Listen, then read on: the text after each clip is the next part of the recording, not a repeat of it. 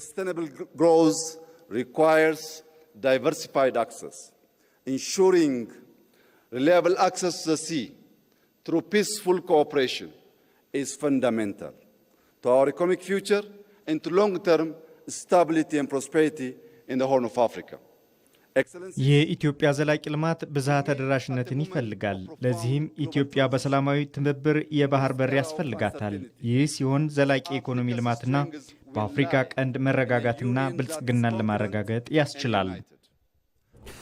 ጠቅላይ ሚኒስትር አብይ አህመድ 39ኛው የአፍሪካ ህብረት የመሪዎች ጉባኤ ዛሬ በአዲስ አበባ ሲጀመር ካደረጉት ንግግር የተቀነጨበውን ነበር ያስቀደም ነው።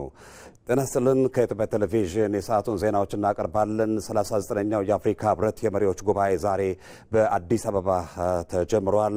የሰዓቱ ዜናችን በዋናነት በዚህ ላይ ትኩረቱን የሚያደርግ ነው የሚሆነው። ከዚህ ከኤቢሲ ዋናው ስቱዲዮ ሰለሞን መልሳን ዜናዎቹን የመራው፣ እንደዚሁም ደግሞ ወደ ኋላ ላይ ከኤቢሲ የአፍሪካ ህብረት ጊዜያዊ ስቱዲዮ መታሰቢያ ደረጀ ዜናዎችን በጋራ ያቀረብን ቆይታ የምናደርግ ነው የሚሆነው። አብራችሁን እንድትቆዩ በአክብሮት እንጋብዛለን። ዛሬ እንግዲህ በ39ኛው የአፍሪካ ህብረት የመሪዎች ጉባኤ በርካታ ጉዳዮች ተነስተዋል። በዋናነት የአፍሪካን የተፈጥሮ ሀብት በላቀ መልኩ የሚነሳለት የውሃ ሀብት ነው። በዚህ ጋር ተያይዞ የተለያዩ መልእክቶች ሲተጋቡ ነበርና ተጨማሪ መረጃዎች ላይ ደርሰን ባልደረባችን በሩክ ተስፋዬ በቀጥታ መስመር ላይ ነው የሚገኘው። ቡሩክ እንደምንልሃል። ዛሬ እንግዲህ አፍሪካ ከፍተኛ ሀብቷ የውሃ ሀብትን በመጠቀም ረገድ ትልልቅ ስራዎች መሰራት እንዳለባቸው፣ በዚህም ደረጃ የሀብት ምንጭ በማድረግ አፍሪካውያን ትኩረት ሰጥተው መስራት እንዳለባቸው መልእክቶች ተላልፈዋልና በዚህ ጉዳይ ላይ የተነሱ ሀሳቦችን ዘርዘር አድርገህ ብታቀርብልን።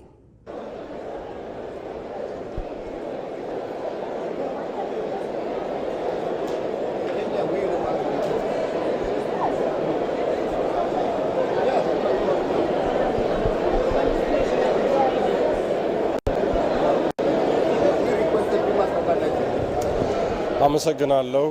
39ኛው የአፍሪካ ህብረት የመሪዎች ጉባኤ የተለያዩ የአፍሪካ የህብረቱ አባል ሀገራት መሪዎች በተገኙበት የተባበሩ መንግስታት ድርጅት ዋና ጸሐፊ አንቶኒዮ ጉተሬዥን ጨምሮ የተለያዩ ዓለም አቀፍ ተቋማት እንዲሁም የዲፕሎማቲክ ማህበረሰብ ጭምር በተገኙበት ነው እንግዲህ በዛሬው ዕለት እየተካሄደ ያለው። በዚህም የፌዴሪ ጠቅላይ ሚኒስትር ዶክተር አብይ አህመድ የኢትዮጵያን ሀሳቦች በተመለከተ በመድረኩ ላይ አቅርበዋል ማለት ነው። እንግዲህ በዚህ ጠቅላይ ሚኒስትር አብይ አህመድ ካነሷቸው አበይት ጉዳዮች መካከል ኢትዮጵያ ለአፍሪካ የአጀንዳ 2063 ግቦች ያላትን ቁርጠኝነት ለዚህም ደግሞ በተግባራዊነት እየሰራቻቸው ያሉትን ስራዎች በአብነት ጭምር በማንሳት በዚህ መድረክ ላይ እንግዲህ ጠቅሰዋል።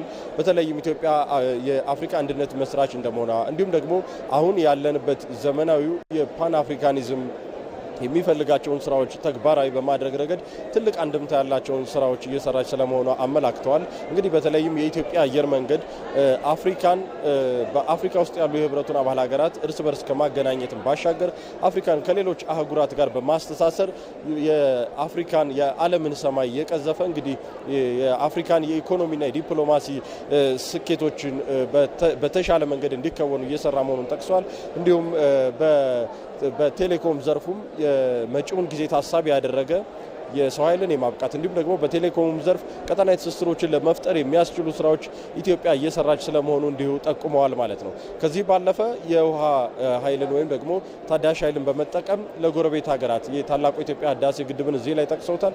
ለጎረቤት ሀገራት ጭምር ብርሃንና ኃይልን መስጠት በመቻል እንግዲህ ቀጠናዊ ትስስርን ኢትዮጵያ በተግባር እየገለጸች ስለመሆኑ እንዲሁ ካነሷቸው ጉዳዮች ማንሳት እንችላለን። እንግዲህ የአፍሪካ ነጻ የንግድ ቀጠናዊ ትስስር ሲባል እንዲሁ ሀሳብ ባለፈ ተግባራዊ ስራዎችን ይጠይቃል። በዚህ ረገድ ኢትዮጵያ የሰራቻቸው ያሉትን ጉዳዮች አንስተዋል። በዚህ ረገድ ግን የአፍሪካን ነጻ አህጉራዊ የንግድ ቀጠና ትስስር ሲባል የባህር በር አስፈላጊነት ደግሞ እንዲሁ የሚተው አለመሆኑን ጭምር በዚህ መድረክ ላይ አንስተዋል።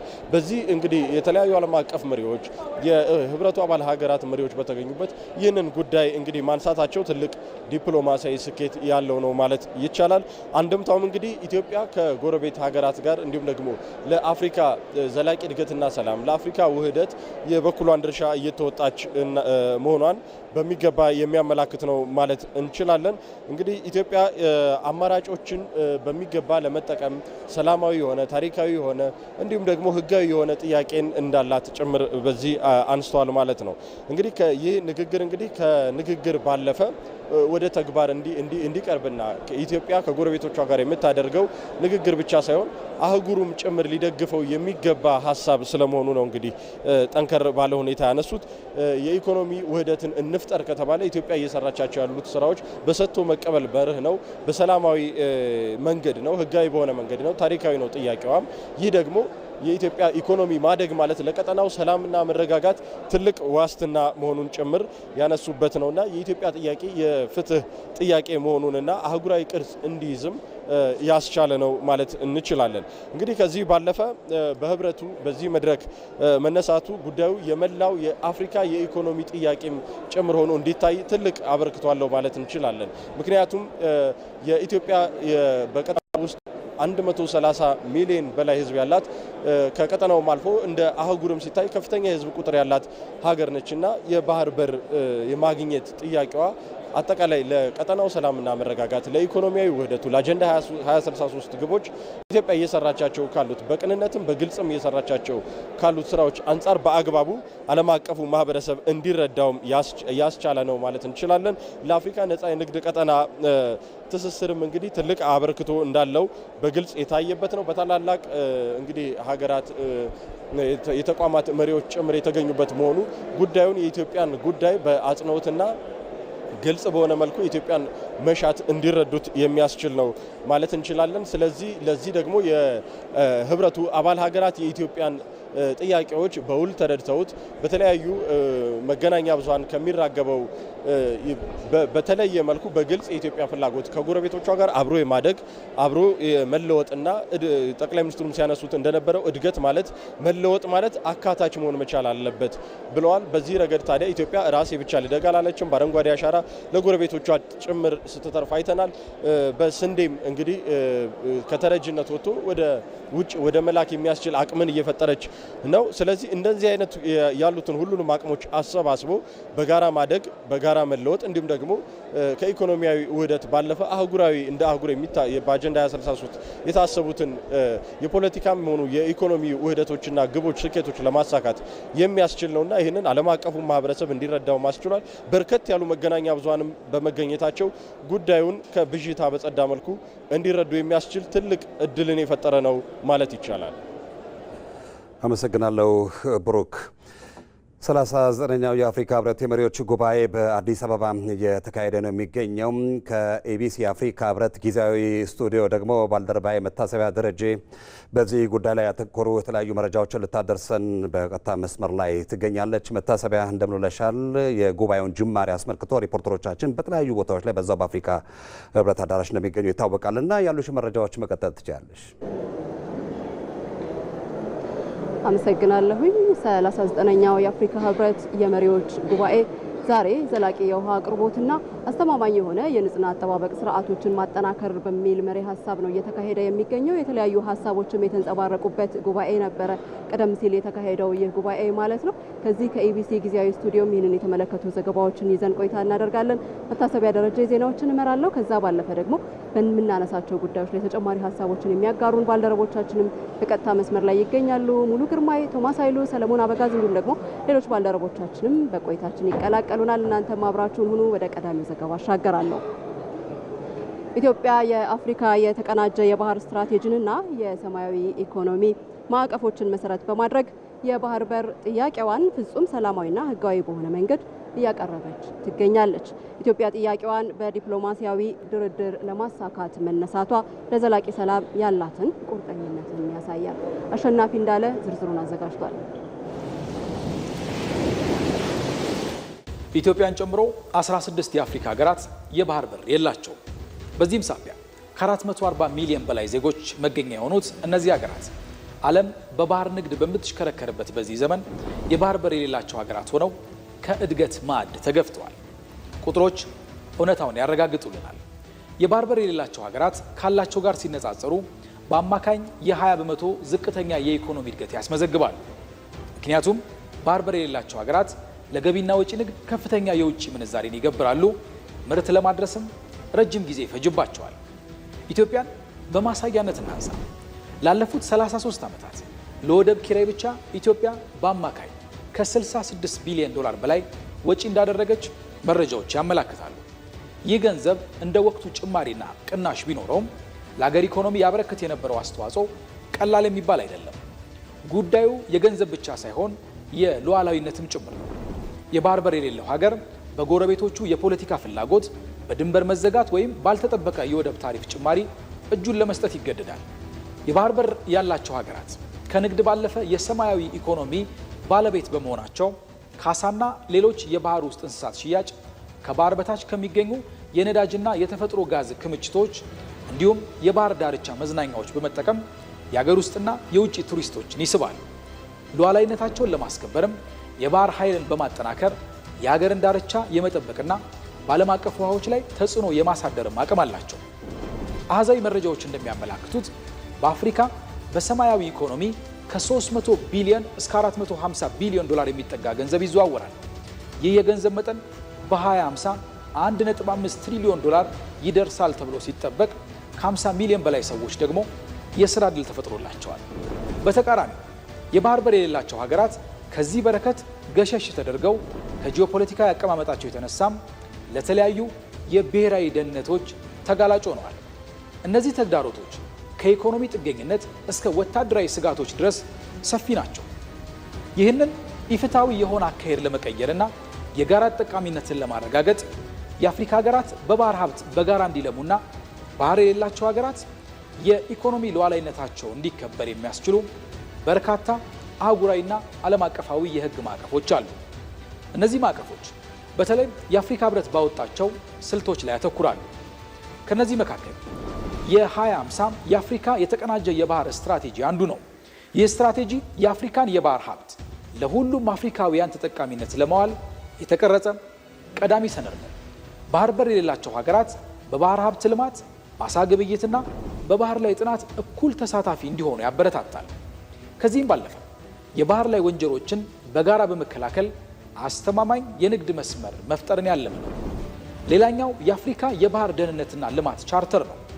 ይህ እንደ አውሮፓውያን አቆጣጠር በ2016 በቶጎ የጸደቀው ቻርተር የባህር በር ያላቸውና የሌላቸው ሀገራት በጋራ እንዲሰሩ ግዴታ ይጥላል።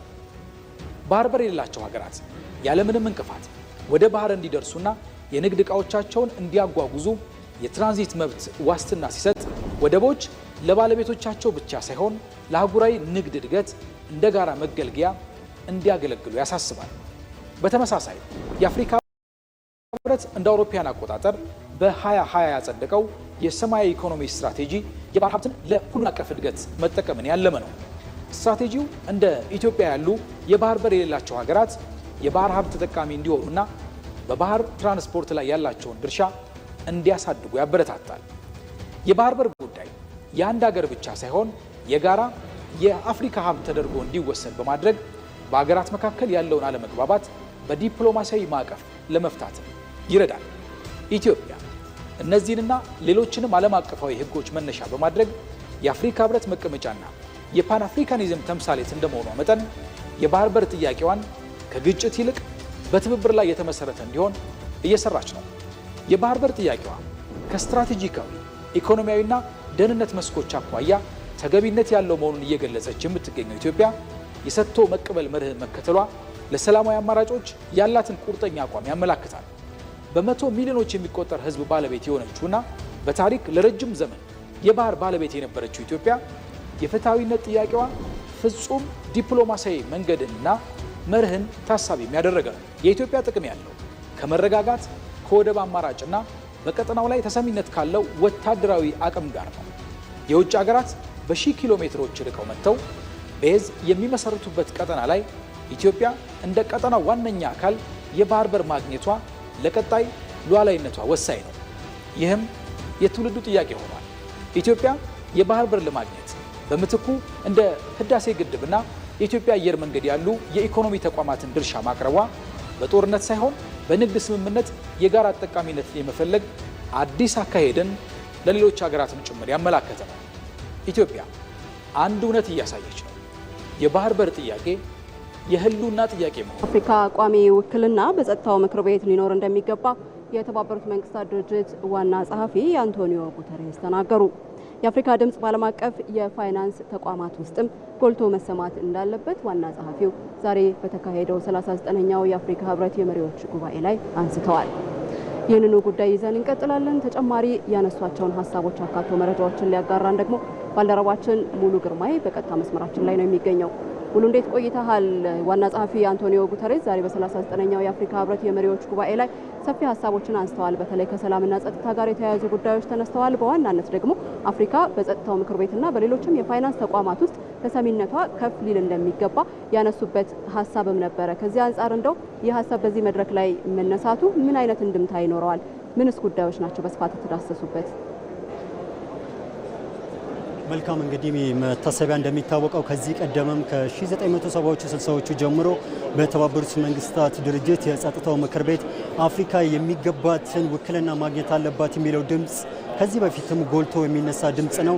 አሁንም ግን ይህ ድምጽ የቀጠለና በተለይም ደግሞ በዛሬው ዕለት ንግግር ያደረጉት የተባበሩት መንግስታት ድርጅት ዋና ጸሐፊ አንቶኒዮ ጉተሬስ ይህንኑ አቋማቸውን ያንጸባረቁበት ነው። የአፍሪካ ድምጽ በተባበሩት መንግስታት ድርጅት የጸጥታው ምክር ቤት ላይ የሚገባትን ውክልና ማግኘት እንዳለባት ጽኑ አቋማቸውን ነው ያሳወቁት። በዚህ ረገድ እንግዲህ እንደሚታወቀው የተባበሩት መንግስታት ድርጅት የጸጥታው ምክር ቤት ከ1 ቢሊዮን ወደ 1.2 ቢሊዮን በላይ ህዝብ ያላትን አፍሪካን ባገለለ መልኩ እንግዲህ ለአመታት አፍሪካ በሌለችበት ሁኔታ የአፍሪካን ውሳኔዎችን ሁሉ ሲያስተላልፍ የነበረው ተቋም ነው ማለት ይቻላል እና ይህ ደግሞ አጠቃላይ ባለው አሁን ባለው ስሪት ውስጥ በ21ኛው ክፍለ ዘመን ባለንበት ሂደት ውስጥ እንግዲህ ይህ አግላይ የሆነና አፍሪካም የሚገባትን ውክልና ማግኘት እንዳለባት ይገልጻል። ይህ እንግዲህ አሁን ባለው ሂደት ውስጥ ሌላኛው ደግሞ አፍሪካን በኢፍታዊነት የሚመለከተው የዓለም አቀፍ የገንዘብ ተቋማት ስርዓቱ ነው። ይህም ስርዓት አፍሪካን ምቹ ባደረገ መልኩ አፍሪካን መወከል እንዳለባት የአፍሪካም ድምጽ በውሳኔ ውስጥ መግባት እንዳለበት የተገለጸበት ነውና ይህ ደግሞ አጠቃላይ ካለው ሂደት ውስጥ አፍሪካ በፖለቲካም ይሁን በኢኮኖሚያዊ ጉዳዮች ላይ የራሱ የሆነ ተጽዕኖ እያሳደረ ነው የሚገኘው። በተለይም ደግሞ ከገንዘብ ምንጭ ጋር ተያይዞ ለተለያዩ ፕሮጀክቶችን የልማት ስራዎችን ከማከናወን አንጻር አሁን ይህ ኢፍትሐዊነት ተጽዕኖን እያሳደረ እንደሆነ ይታወቃልና ይህም አሁን ባለው የዓለም አቀፍ የገንዘብ ስርዓት ውስጥ አፍሪካን ያማከለ የአፍሪካን ድምጽ መወከል ባለ ላይም የአፍሪካ ድምጽ መኖር እንዳለበት ነው ያነሱት። እንግዲህ ሌላኛው አንደኛው ጉዳይ ተደርጎ የሚነሳው በአፍሪካ ውስጥ አንደኛው የዚሁ የአህጉሪቱ ከባድ ፈተና የሆነው የሰላምና መረጋጋት የፖለቲካ አለመረጋጋት ነው ማለት ይቻላል። እንደሚታወቀው የጎረቤት ሱዳን ውስጥ ያለው ውጥረት ለማርገብ ከንግግር መግባት የሚገባ ነው ያነሱትና ሌሎችም ያሉት በሊቢያ፣ በደቡብ ሱዳን፣ በሶማሊያ የሚታየው የሰላም መሻሻልም የህብረቱ በትኩረት ሊያዩ የሚገባና ተጠናክሮ ሊቀጥል እንደሚገባ ነው ያነሱት። እንግዲህ የተባበሩት መንግስታት ድርጅትና የአፍሪካ ህብረት ያላቸውን አጋርነት አጠናክረው የቀጠሉበት ሂደት እንዳለ ነው ያነሱት። የአፍሪካን ተሳትፎ በተባበሩት መንግስታት ድርጅት ውስጥ ተጠናክሮ እንደሚቀጥል ነው የገለጹት። ሌላኛው እንግዲህ የሚነሳው አንደኛው ጉዳይ በአየር ንብረት ለውጥ ላይ ነው። የአየር ንብረት ለውጥ አፍሪካ ለዓለም ሙቀት መጨመር ይህን እዚህ ግባ የሚባል የሆነ አስተዋጽኦ ባታደርግም ነገር ግን የገፈት ቀማሽ ሆና በዋናነት ስሟ የሚጠቀስ ነው። ይህንን ከመከላከል አንጻር ደግሞ በዋናነት ያደጉ ሀገራት ለዚሁ ቃል የገቡት ገንዘብ አለ። ይህንም ቃል የገቡትን ገንዘብ መፈጸም እንዳለባቸውና አፍሪካ ሀገራትም በታዳሽ ኃይል አቅማቸውን ማጠናከር እንዳለባቸው ነው ያነሱት።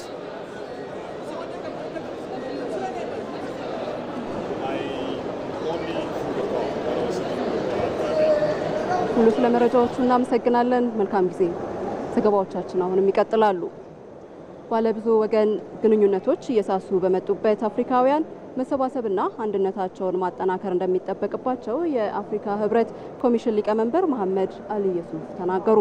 ተሰናባቹ የአፍሪካ ህብረት ሊቀመንበር የአንጎላው ፕሬዝዳንት ጆ ላውሬንሶ ደግሞ የህልውና ጉዳይ በሆነው የአጀንዳ 2063 አፈጻጸም ላይ ትኩረት እንዲሰጠው ዛሬ ባደረጉት ንግግር ሀሳብ አንስተዋል። ሀብታሙ ተክለስላሴ እንደሚከተለው አዘጋጅቶታል።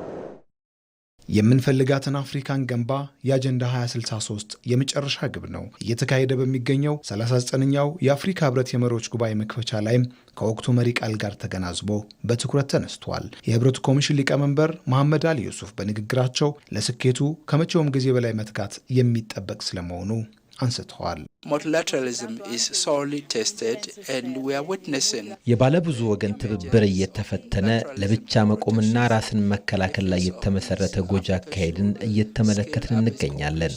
አፍሪካ ከመቼውም ጊዜ በላይ ትብብሯን ማሳደግ ለዚህ የሚያግዙ መርሃ ግብሮችን መተግበር ያስፈልጋታል። የፓን አፍሪካ ተቋሞቻችን የበለጠ መጠናከር አለባቸው።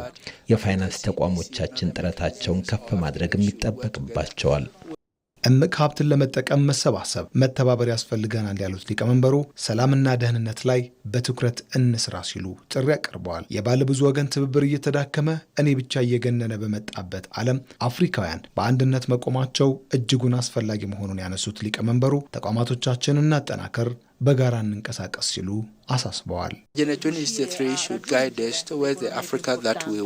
አጀንዳ 2063 ወደምንፈልጋት አፍሪካ ይወስደናል። ጠንካራ ራሷን የቻለች የበለጸገች አፍሪካን መገንባት ነው ግቡ። ይህ ያለፈ ምኞት ሳይሆን የህልውናችን ማረጋገጫ ቁልፍ ነው። እናም ተባብሮ እንዲሳካ ማድረግ ከሁሉም ይጠበቃል። ዘላቂው አቅርቦትና ደህንነቱ የተጠበቀ የንጽህና አጠባበቅ ስርዓቶችን ማረጋገጥ ዘንድሮ ህብረቱ መሪ ቃሉን አድርጎ የሚነጋገርበት ነው። ተሰናባቹ የህብረቱ ሊቀመንበር የአንጎላው ፕሬዝዳንት ጃኦ ሎሬንሶ የምንፈልጋትን አፍሪካን መፍጠር ይህንን ከመተግበር ውጪ የሚታሰብ እንዳልሆነ አንስተዋል።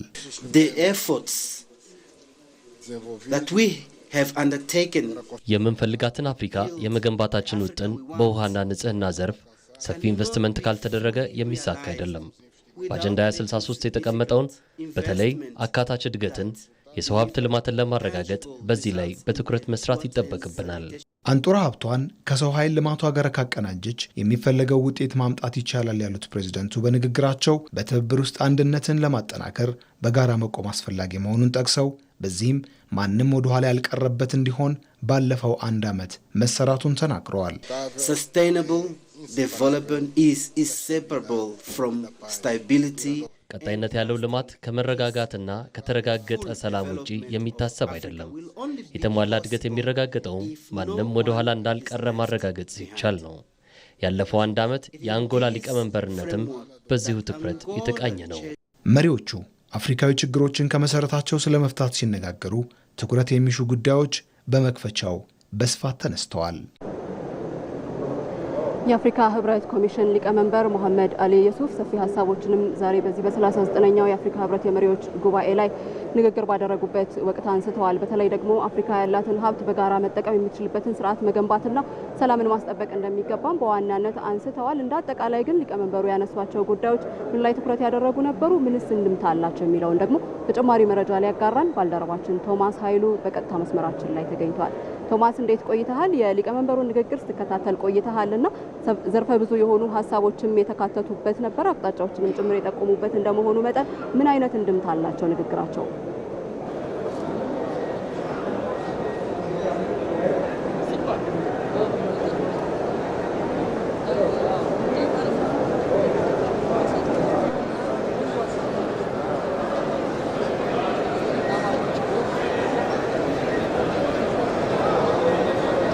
አመሰግናለሁ። እንግዲህ እንደሚታወቀው ውሃ በአፍሪካ መጻኢ ዕድል ውስጥ እንደ ሰማያዊ ወርቅ ነው የሚታይ ሀብት ነው። ለአህጉሪቱም ደግሞ በዓለም ላይም ላለው ደግሞ እስከ 9% የሚሆነውን የውሃ ሀብት ብትይዝም ይህ ውሃ ግን በአግባቡ ያልተከፋፈለ ድንበር ተሻጋሪና በአየር ንብረት ለውጦችም በእጅጉ የሚፈተን ሀብት ነው። እንግዲህ የጋራ መጻኢ ዕድሏንም አፍሪካ ለማረጋገጥ የሚቻለው ይህንኑ ሀብት በቀጠናዊ እንዲሁም ደግሞ በአህጉራዊ ደረጃ በአግባቡ መጠቀም ሲቻል ነው። የዘንድሮም የአፍሪካ ህብረት መሪ ቃሉ በተለይም በንጽህና እንዲሁም ደግሞ በአግባቡ የውሃን የመጠቀም ላይ ትኩረቱ ማድረጉ ለዚሁ ነው። እንግዲህ ቀደም ሲል አንቺም እንዳልሽው የአፍሪካ ኮሚሽን ሊቀመንበር መሐሙድ አሊ ዩሱፍም ይህንኑ የውሃ ሀብት አህጉራዊ ሀብት ስለመሆኑ በአግባቡ ሊጠቀምበት እንዲሁም ደግሞ በአግባቡ ሊውል ይገባል ብለዋል። ከዚህ አንጻር ደግሞ ለሰላም እንዲሁም ደግሞ ለልማት የሚውል የጋራ አህጉራዊ ሀብት መሆን መገንዘብም ያስፈልጋል ሲሉ ገልጸውታል። ሊቀመንበሩ በአህጉሪቱ እየታየ ስላለው የፖለቲካ አለመረጋጋትም ቢሆን ስጋታቸውን አንስተዋል። በተለይም ደግሞ በሱዳን በሶማሊያ ያለው ግጭትም በአስቸኳይ መቆም እንዳለበትም ነው የገለጹት። እንግዲህ በተለይም በተጨባጭ የሰላም ስምምነቶች እንዲደረጉም ጠይቀዋል። ከዚህ አንጻር በአፍሪካ የገጽ ምድር ውሃ በተለይም ደግሞ እስከ 90% የሚጠጋው በድንበር ተሻጋሪ ውሃ ወንዞች ውስጥ የሚገኝ ነው። ይህ ደግሞ የውሃ ዲፕሎማሲን ማጠናከር እንዲሁም ደግሞ ለአህጉሪቱ መረጋጋትም እጅግ ወሳኝ ይሆናል ነው የተባለው ማለት ነው። በዚህ ላይ ደግሞ የአህጉሪቱ የ2063 አጀንዳ ወይም ደግሞ ስትራቴጂያዊ ግቦች እንዲሳኩም ይህን ውሃን በአግባቡ መጠቀም ያስፈልጋል ተብሏል። በተለይ ጥቅም ላይ የዋሉ የከርሰ ምድር ውሃዎች ክምችት አፍሪካ አሏት። እነዚህም ክምችቶችም እንዲሁም ደግሞ ግድቦችም ለሌሎች አገልግሎቶችም መዋል ያስፈልጋል። በተለይ ደግሞ የውሃ አጠር አካባቢዎች ያለባቸውን የአህጉሪቱን ክፍሎች ይህንኑ ውሃ በአግባቡ እንዲጠቀሙ ከማስቻል አኳያ የጋራ እድገትን የጋራ ትስስርን ማጠናከር አስፈላጊ ሆኗል። በአፍሪካ ውሃ እንደ ሸቀጥ ብቻ የሚታይ አይደለም። ይልቁንም ሰላምን የሚያረጋግጥ ምግብም እንዲሁም ደግሞ የኢንዱስትሪ ኃይልንም የሚያስተሳስር ወሳኝ ጉዳይ ከመሆኑ አኳያ ይህንኑ በቀጠናዊ ውህደትም በአጀንዳውም 2063 እንዲሳካ በተለይ ይህ አጀንዳ የአህጉሪቱ የኃይል ምንጭ ሆና በተለይ በዓለም አቀፍ ደረጃ ላይ ተሰሚነቷ የምታረጋግጥበት ከመሆኑ አኳያ ያለውን ውሃ ታዲያ በአህጉሪቱ ፍትሃዊ ክፍል ማድረግ አሁን ላይ አስፈላጊ ሆኗል ማለት ነው። በኮሚሽን ሊቀመንበሩም በዋናነት አጽንኦት የሰጡት ከሰላም ጋር አያይዘው ነው። ድንበር ተሻጋሪ ወንዞችን በአግባቡ መጠቀም ይገባል የሚለው አጽንኦት የተሰጠበት ነው ማለት ይቻላል። ቶማስ ስለመረጃዎቹ እናመሰግናለን። መልካም ጊዜ። ዘገባዎቻችን አሁንም ይቀጥላሉ። ኢትዮጵያ ዘላቂ የኢኮኖሚ ልማትን ለማረጋገጥ በሰላማዊ ትብብር የባህር በር እንደሚያስፈልጋት ጠቅላይ ሚኒስትር አብይ አህመድ ዛሬ በዚህ በ39ኛው የአፍሪካ ህብረት የመሪዎች ጉባኤ ላይ ባደረጉት ንግግር ጠቆሙ። ውሃ የሁሉ ነገር መሰረት ነው ያሉት ጠቅላይ ሚኒስትር አብይ በአፍሪካ ወንዞች ለጋራ ልማት እንደሚውሉ ታላቁ የኢትዮጵያ ህዳሴ ግድብ አንዱ ማሳያ ስለመሆኑ አንስተዋል። ሞላ ለማየው 39ኛው የአፍሪካ ህብረት የመሪዎች ጉባኤ በአዲስ አበባ መካሄድ ጀምሯል። የፌዴራል ጠቅላይ ሚኒስትር አብይ አህመድ ቀደምት የሰው ልጅ መገኛ የራሷ የጊዜ አቆጣጠር ያላትና ቡናን ለመጀመሪያ ጊዜ ለዓለም ያጋራች ኢትዮጵያ እንኳን ደህና መጣችሁ በማለት ነው ንግግራቸውን የጀመሩት። ውሃ ከተፈጥሮ ሀብት በላይ ነው ያሉት ጠቅላይ ሚኒስትር አብይ የልማት የሰላምና መረጋጋት መሰረት መሆኑን ተናግረዋል። ውሃ ሁሉንም ነገር የሚወስን ነው ያሉት ጠቅላይ ሚኒስትር አብይ ኢትዮጵያም ይህንን በአግባቡ ስለምትረዳ ውጤታማ የውሃ አስተዳደርን ለልማት እያዋለች መሆኑን ገልጸዋል። The Grand Ethiopian Renaissance Dam now powers homes and industry. ታላቁ የኢትዮጵያ ህዳሴ ግድብ አሁን ላይ የመኖሪያ ቤቶችንና ኢንዱስትሪዎችን በኃይል እያደመቀ ነው። ለጎረቤት ሀገራትም የኤሌክትሪክ ኃይል እያቀረበ ይገኛል። ይህም የአፍሪካ ብልሃት እንዴት የጋራ ልማትና ብልጽግናን እንደሚያመጣ ያሳያል። በአፍሪካ የሚገኙ ወንዞች ለጋራ ጥቅም መዋል ከተቻለ መረጋጋትን ያመጣሉ። የአፍሪካ ኢኮኖሚ በፍጥነት እያደገ መሆኑን ጠቀሱ ጠቅላይ ሚኒስትር አብይ የኢትዮጵያ ኢኮኖሚን ፈጣን እድገት ከሚያስመዘግቡ ቀደምት ሀገራት መካከል ይጠቀሳል ብለዋል። በኢትዮጵያ ያለው ልማት ሁሉንም አካታች እንዲሆን እየተሰራ መሆኑን ተናግረዋል። Over the next 25 years, we aim to move from a low-income economy to a globally competitive one. በቀጣይ 25 ዓመታት ኢትዮጵያ ዓለም አቀፍ ተወዳዳሪ ኢኮኖሚን ትገነባለች። ይህም ምርትና ምርታማነትን በማሳደግ በኢንዱስትሪና ኢኖቬሽን እንዲሁም በስራ ዕድል ፈጠራ የተደገፈ ይሆናል። ሆኖም ልማት ብቻውን በቂ አይደለም። ትልቁ ሀብታችን ህዝባችን ነው። ስለሆነም የህዝብን ተጠቃሚነት ለማሳደግ እየሰራን ነው። በኢትዮጵያ ባለፉት ዓመታት የእናቶችና ህጻናትን ጤና እንዲሁም የህጻናትንና ታዳጊዎችን ትምህርት ሽፋን ማሳደግ ተችሏል። የትምህርት ቤት ምገባ ፕሮግራም በመተግበርም ልማቱ ሁሉንም ያካተተ እንዲሆን አድርገናል። ኢትዮጵያ አፍሪካን በማስተሳሰር ትልቅ ሚና እየተወጣች መሆኑን የገለጹት ጠቅላይ ሚኒስትር አብይ አፍሪካን ከተቀረው ዓለም ጋር ለማስተሳሰር ትልቅ አቅም የሚጨምር ቀዳሚ የአውሮፕላን ማረፊያ እየገነባች መሆኑን ገልጸዋል።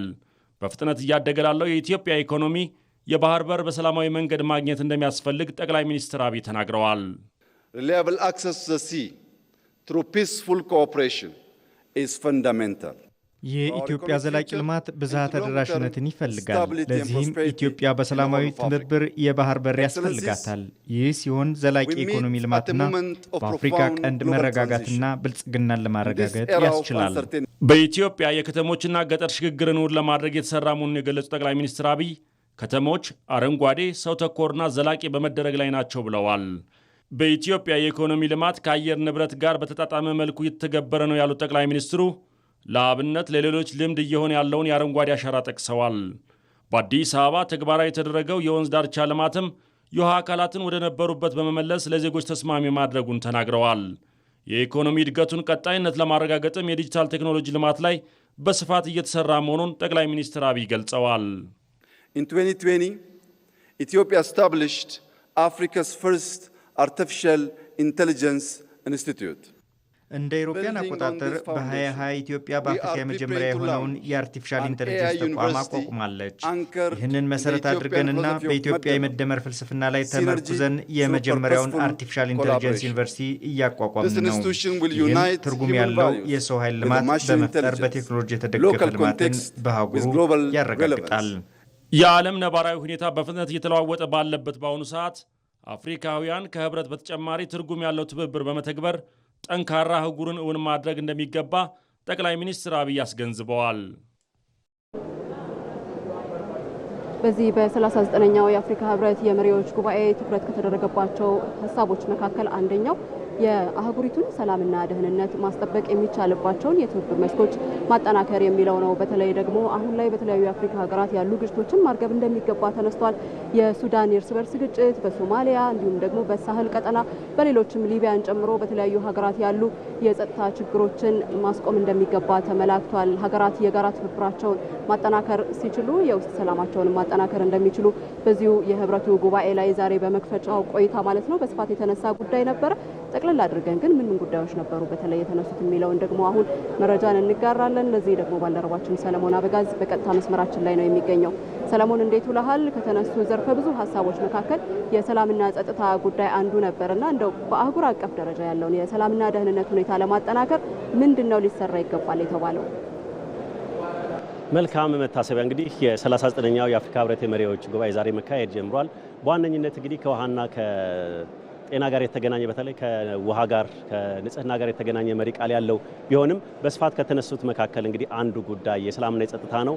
አፍሪካ የመልማት የማደግ እንዲሁም ደግሞ እያደገች ያለች ተስፋ ያላት አህጉር እንደሆነች ትታወቃለች። ነገር ግን በጣም ከሚፈትኗት መካከል አንዱ የሰላምና የጸጥታ ጉዳይ ነው። በዚህ ጉባኤ በመክፈቻ ከተነሱት መካከል እንግዲህ ሰላምና ጸጥታን ማረጋጋት ያስፈልጋል። አፍሪካ 2063 አጀንዳን ለማሳካትና ግቡን ስኬታማ ለማድረግ እንግዲህ በዋነኝነት ሰላምና ጸጥታ ማረጋገጥ ያስፈልጋል። ሰላምና ጸጥታ ሲመጣ ደግሞ በዋነኝነት የተያዙት የልማት እቅዶችም ተግባራዊ ይሆናሉ ተብሎ ነው የሚታሰበውና በአንኳር ጉዳይ ተደርጎ ከተነሱት መካከል የሰላምና ጸጥታ ነው። በተለይ ደቡብ ሱዳን አካባቢ፣ ሱዳን፣ ሶማሊያ አካባቢ ያሉ ወቅታዊ የሰላም ሁኔታዎች፣ ዲሞክራቲክ ሪፐብሊክ ኮንጎ አካባቢ ያሉ የሰላምና የጸጥታ ጉዳዮች በውይይት በንግግር እንዲፈቱና የተኩስ አቁም ሁሉም ወገኖች የተኩስ አቁም ስምምነቶችን አድርገው ወደ ልማት ፊታቸውን ማዞር አለባቸው የሚል ሀሳቦች ተነስተዋል። እንግዲህ አፍሪካ ከ1.4 ቢሊዮን በላይ ህዝብ ቁጥር አላት። የወጣት ቁጥሮችም እየጨመረ ነው። 70% የሚሆኑ ወጣት ያለባት አህጉር እንደሆነች ይታወቃል።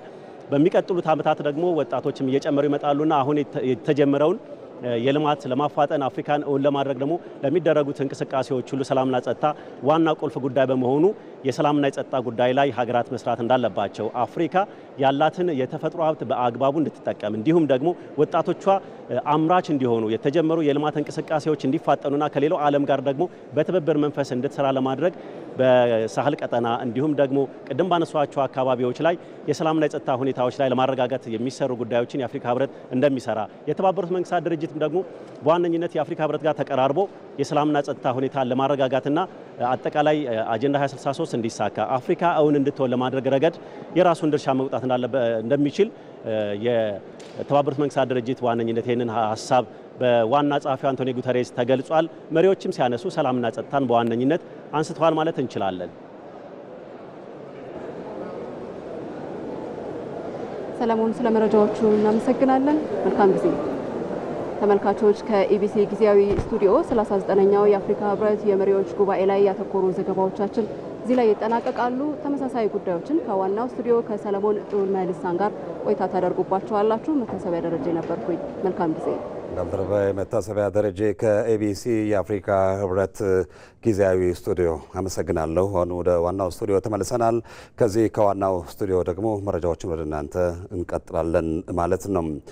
ከ39ኛው የአፍሪካ ህብረት የመሪዎች ጉባኤ ጎን ለጎን ጠቅላይ ሚኒስትር አብይ አህመድ ከተለያዩ ሀገራት መሪዎችና ድርጅት ኃላፊዎች ጋር የሁለትዮሽ ውይይቶችን አድርገዋል። በዚህ ጉዳይ ላይ ሪፖርተራችን ሮዛ መኮንን ተጨማሪ መረጃ ልታደርሰን በቀጥታ መስመር ላይ ትገኛለች። እንደሆነሻል ሮዛ፣ ውይይቶቹ በምን ላይ ያተኮሩ ነበሩ? በዝርዝር ልታቀርቢልን ትችላለሽ? አመሰግናለሁ ሰለሞን። ቀደም ሲል እንዳልከው የፌዴራል ጠቅላይ ሚኒስትር ዶክተር አብይ አህመድ ከ39ኛው የአፍሪካ ህብረት የጉባኤ ጎን ለጎን በተለያዩ ርዕሰ ጉዳዮች ላይ ትኩረት ያደረጉ የሀገርን ብሔራዊ ጥቅም በሚያስከብሩ እና በጋራና በትብብር ሊያሰሩ በሚችሉ ርዕሰ ጉዳዮች ላይ ከተለያዩ የሀገራት መሪዎችና የተቋማት ኃላፊዎች ጋር የሁለትዮሽ ውይይቶችን በማድረግ ላይ ነው የሚገኙት። ከተለያዩ ሀገራት ጋር እንግዲህ በተለያዩ ሊያሰሩ በሚችሉ ዘርፎች የነበሩ ትብብሮችን ማጠናከር ላይ ካልነበሩም አዳዲስ ትብብሮችን መፍጠር ላይ ትኩረት ያደረጉ ውይይቶችን ነው ያደረጉ የሚገኙት። የተባበሩት መንግስታት ድርጅት ዋና ጸሐፊ አንቶኒዮ ጉተሬስ ጋርም እንደዚሁ የተባበሩት መንግስታት ድርጅትና ኢትዮጵያ የግንኙነታቸውና ትብብራቸው በሚጠናከርበት ጉዳዮች ላይ በጧቱ በነበራቸው ቆይታ ሰፊ ቆይታዎችና ውይይቶችን በሁለትዮሽ ጉዳዮቻቸው ላይ እንዲሁም በቀጠናዊና በአጠቃላይ በአፍሪካ ጉዳዮች ላይ ትኩረት ያደረጉ ሀሳቦች የተንሸራሸሩበት ቆይታ አድርገው ነበረ። እንግዲህ እንደሚታወቀው የተባበሩት መንግስታት ድርጅት ከኢትዮጵያ ጋር በተለያዩ ጉዳዮች ላይ ትኩረቱን በማድረግ እንደሚሰራ ይታወቃል። ኢትዮጵያም በተለይ ጠቅላይ ሚኒስትር አብይ አህመድ በዋናነት የፋይናንስ ሂደት ጋር የተገናኙ ዓለም አቀፍ ጉዳዮች የሆኑ የአፍሪካ ሀገራት ለልማት የሚውሉበትን ፋይናንስ ያስፈልጋቸዋል የሚሉ ጉዳዮች ላይ በስፋት በተለያዩ መድረኮች ሲሞግቱ ይታወቃሉ። እንዲሁም ደግሞ በጫና ቀንበር የጎበጡ የአፍሪካ ሀገራትን ከዕዳ ጫና ማቅለል ይገባቸዋል በሚለው ሀሳቦቻቸው የሚታወቁ ናቸው ጠቅላይ ሚኒስትር አብይ አህመድ። ከዚሁ ጋር ተያይዞ ታዲያ ከዚህ ሀሳቦች ጋር በተለይም አፍሪካውያን በራሳቸው ችለው ሊተገብሩት የሚችሉ የፋይናንስ ምንጮችን ለልማት የሚውሉ የፋይናንስ ምንጮች መመቻቸት ይገባቸዋል፣ ከዕዳ ጫና ጋርም በተገናኘ እንደዚሁ የዕዳ ጫናዎች መቅለል ይገባቸዋል የሚሉና አነስተኛ ወለድ የሚከፈልባቸው አይነት ብድሮች በዓለም አቀፍ ተቋማት IMFን በመሰሉ ዓለም ባንክን በመሰሉ የፋይናንስ አቅራቢዎች እንደነዚህ ያሉ ግንኙነቶች ሊመሰረቱ ይገባል የሚሉና በባለብዙ ወገን ትብብሮች ሊከወኑ የሚገቡ ይህን አይነት ሀሳቦች የተነሱባቸው ሂደቶችም እንደዚሁ የሚጠቀሱ ናቸው ከቆይታቸው። ከዛ ባለፈ የዘንድሮ የአፍሪካ ህብረት የንጹህ መጠጥ ውሃና የዚህ የንጽህና ጋር የተገናኙ ዘላቂነት ያለው ከተማ ልማት ላይ ትኩረት ያደረገ ንጽህናን የሚጠብቅ ዘላቂ የውሃ አቅርቦትና አስተማማኝ የሆነ ሂደት ላይ በተገናኘ የሚነሱ ሀሳቦች እንዳሉ ይታወቃል። ከነዚህ ሀሳቦች ጋርም በተገናኘ እንግዲህ ኢትዮጵያ ብዙ ልታካፍል የምትችልበት በተለይም ልምድ ልሰጥ የምትችልበት ተሞክሮች የተገኙበት አመታት ናቸው። በተለይም በእነዚህ የለውጥ አመታት የተከወኑ ከከተማ ልማት ጋር የተከወኑ ስራዎች ከአረንጓዴነት ጋር አንድ ላይ የተገናኙ እነዚህ አረንጓዴ ስራዎች ደግሞ ተፈጥሮ ጋር እርቅ የወረደባቸው ውሃን በአግባቡ የሚንከባከቡ ለምሳሌ የወንዞች ዳርቻ ልማትን ብንመለከት የተበከሉ ወንዞችን የማስተካከል ስራዎች የተከወኑበት እና ዘላቂ የሆኑ ውሃዎች እንዲኖሩ በማድረግ ረገድ ወይም ደግሞ ውሃ ምንጭ እንዲሆን በማድረግ ረገድ ሰፊ ርቀቶች የተሄደበት የከተማ ልማት ነው ከተፈጥሮ ጋር የተገናኘ። እነዚህን መሰል ስራዎች በብዛት ሊታዩ የሚገባ እና የአፍሪካ ህብረት የዘንድሮ ጉባኤም ከዛ ጋር ተገናኝቶ እንደመሆኑ እንደነዚህ ያሉ የአረንጓዴ ልማት ስራዎች ተፈጥሮን የሚያርቁ እና ቀጣይነት ያላቸው እንዲሆኑ በማስቻል ረገድ የተሰሩ ስለሆኑ ትርጉም ባለው መልኩ እና የልምድ ልውውጥ ሊደረግ በሚችልበት መልኩ ስለተከወኑ እነዚህ ላይ ትኩረት ያደረጉ ውይይቶችን ያካሄዱባቸው የጋራ የሚባሉ በተለይም የተባበሩት መንግስታት ድርጅት ከኢትዮጵያ ጋር ሊሰራቸው የሚችላቸውን ጉዳዮች ላይ የተጠናከሩ ሀሳቦች የተለዋወጡበት ነበረ። ከዛ ባለፈ እንግዲህ ከሞዛምቢክ ሪፐብሊክ ፕሬዝዳንት ዳንኤል ቻፓም ጋር ተመሳሳይ ውይይቶች የተካሄዱበትና የሁለትዮሽ ግንኙነቶች የሚጠናከርበት መንገድ የተፈለገበት ወይም ደግሞ እዛ ላይ ንግግር የተደረገበት ቆይታ ነበራቸው ጠቅላይ ሚኒስትሩ። በተለይ ሞዛምቢክ ከኢትዮጵያ በከተማ ልማት ላይ ተሞክሯን ልትወስድ የምትችልበት እና አብነት ልትሆን የምትችልበት ኢትዮጵያ ለሞዛምቢክ የተሻሉ ልምድ ልውውጦች የሚደረጉበት እንደሆነ የተጠቀሰበት አግባብ አለ። የከተማ ልማት ላይ እንዳልነው ቀደም ሲል ለነዋሪዎቿ የምትመች ከተማ እንዲሁም ለነገ ትውልድ የተሰራች ከተማ አድርጎ ከተማን መገንባት ከዛም ባለፈ ማንም የማይቀርበት ከከተማ ብቻ የታጠረ ሳይሆን ወደ ገጠር ሽግግር ያለፈ እንዲሆንም የተቻለበት ነው። እንዲሁም የምግብ ሉዓላዊነት ጋር በተገናኘ የስንዴ የሩዝና ሌሎች ምርቶች ላይ ኢትዮጵያ እየሰራችው ያለችው ሊታይ የሚችልበት በምሳሌ ሊጠቀስ የሚችልበት ቆይታ አድርጓል። ከዛ ባለፈ ከታንዛኒያው ፕሬዝዳንት ሳሚያ ሱሉሁ ጋርም እንደዚሁ ተመሳሳይ የሆኑ ቆይታዎች በጋራና በትብብር የሚያሰሯቸው ስራዎች ላይ ተነጋግሯል። እንደሚታወቀው በኤሌክትሪክና በኃይል ልማት ጋር ከታንዛኒያ ጋር ባለፈው ዓመት የተደረሱ ስምምነቶች እንዳሉ ይታወቃል።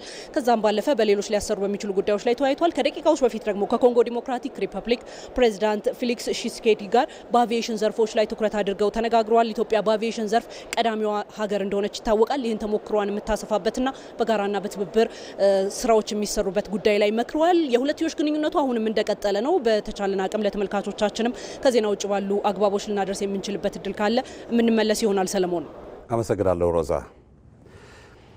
አፍሪካ በተባበሩት መንግስታት የጸጥታው ምክር ቤት የሚገባትን መቀመጫ መከልከል የማይቻል መሆኑን የተባበሩት መንግስታት ድርጅት ዋና ጸሐፊ አንቶኒዮ ጉተሬስ ገለጹ።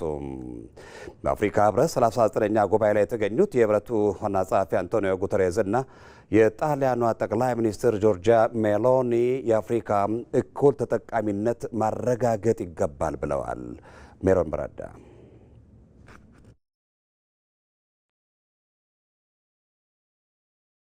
በ39ኛው የአፍሪካ ህብረት የመሪዎች ጉባኤ ላይ ለመታደም ግብዣ የተደረገላቸው የተባበሩት መንግስታት ድርጅት ዋና ጸሐፊ አንቶኒዮ ጉተሬስ እንዳሉት ባለፈው 10 ዓመታት ህብረቱ ከመንግስታቱ ድርጅት ጋር በመሆን በሰማያዊ መብት፣ በጸጥታና ደህንነት እንዲሁም በዘላቂ እድገትና ሌሎች ጉዳዮች ላይ አብሮ ሲሰራ ቆይቷል። የባርነትና የቀኝ ግዛትን ቀንበር መጣል የቻለው ህብረቱ ከተመሰረተበት ጊዜ ጀምሮም የአፍሪካውያንን ችግር መሰረት አድርጎ መፍትሄ ፍለጋ ላይ እየሰራ እንደሚገኝም አንስተዋል። ታዲያ ህብረቱ በተባበሩት መንግስታት የጸጥታው ምክር ቤት ሊኖረው የሚገባውን ውክልና መከልከል የማይቻልና አሳማኝም እንደማይሆን አንቶኒዮ ጉተሬስ በንግግራቸው አጽንኦት የሰጡበት ጉዳይ ነው። We have stood with Africa as you lead global demands for justice. አፍሪካ የቀኝ ግዛትን ለማስቆም ፍትህ ስትጠይቅ አብረን ቆመናል። የአየር ንብረት ለውጥን ለመዋጋት ቀጣይነት ያለው የእድገት እቅድን ለማሳካት እንዲሁም በሌሎች እቅዶች ላይ በጋራ ቆመናል። አፍሪካን በተባበሩት መንግስታት የጸጥታው ምክር ቤት ቋሚ መቀመጫ ማሳጣት የሚቻል አይደለም። ይህ 2026 ነው እንጂ 1946 አይደለም። በጸጥታው ምክር ቤት ጠረጴዛ ላይ የሚወሰነው የትኛውም የአፍሪካ ጉዳይ ላይ አፍሪካ መወሰን አለባት። በሌላ በኩል ዓለም በኢንዱስትሪው መስፋፋት አማካኝነት በአየር ብክለትና ሙቀት መጨመር እየተፈተነ ባለበት በዚህ ወቅት አፍሪካ የንጹህ ኃይል ማዕከል መሆን የምትችልባቸውን አጋጣሚዎች እየተጠቀመች አለመሆኑን አንስተዋል። ለዓለም ሙቀት መጨመር ዝቅተኛ አስተዋጽኦ ያላት ግን ደግሞ ቀዳሚ ተጎጂ እየሆነች ያለችው አፍሪካ ለጉዳቷ ተመጣጣኝ ካሳ ከምድሯ ለሚወሰደው ሀብት ደግሞ እኩል ተጠቃሚ መሆን አለባትም ሲሉ ተናግረዋል። Scaling up the loss and damage fund. አፍሪካ በአየር ንብረት ለውጥ ምክንያት የሚከፈላትን የጉዳትና ኪሳራ ክፍያ ከፍ እንዲል ማድረግና የቅሪተ አካል ነዳጅ ምንጭን ወደ ታዳሽ ኃይል ለመለወጥ የሚደረገው ሂደት እንዲፋጠን ማድረግ አለባት። ይህ ብቻ አይደለም። አፍሪካ ከማዕድን ሀብቶቿ ቀዳሚ ተጠቃሚ መሆኗን ተከታትላ ማረጋገጥ ይኖርባታል። አፍሪካ ከሀብቷ ዋና ተጠቃሚ መሆንና የሚደረግባት የሀብት ብዝበዛ መቆም ይገባዋል። አፍሪካን ማዕከል ያላደረገ የሀገራት እንቅስቃሴ አሁን ባለው አካሄድ አዋጭ አይደለም ያሉት የጣሊያኗ ጠቅላይ ሚኒስትር ጆርጂያ ሜሎኒ ጣሊያንም በእኩል ተጠቃሚነት ትብብር ለመስራት ማቀዷን አንስተዋል። True cooperation that is never sees እውነተኛ ትብብር እኩል ተጠቃሚነትን ብቻ ማዕከል ያደረገና ተመሳሳይ ግብ ያለው ነው። እንደ አፍሪካ ያለ በሺዎች የሚቆጠር ሀብት በዛው መጠን ደግሞ በሺዎች የሚቆጠር ጥያቄ ላለው አህጉር ጣሊያን ወጣትን ማዕከል ያደረገ ስልጠና ላይ ትኩረት የምታደርገው በእኩል ተጠቃሚነት ላይ ስለምታምን ነው። ጣሊያንም ሆነች አውሮፓ አፍሪካን ማዕከል ያላደረገ እንቅስቃሴ አያዋጣቸውም። ምክንያቱም የእያንዳንዳችን የወደፊት ዕጣ ፈንታ በአፍሪካ ላይ የተወሰነ ነው። አፍሪካ በአጀንዳ 2063 ውስጥ ያካተተቻቸው የልማት እቅዶችም ለጋራ ተጠቃሚነት እድል የሚከፍቱ እንደሆነም ጠቅላይ ሚኒስትሯ ገልጸዋል። With a particular focus on this year on water related projects.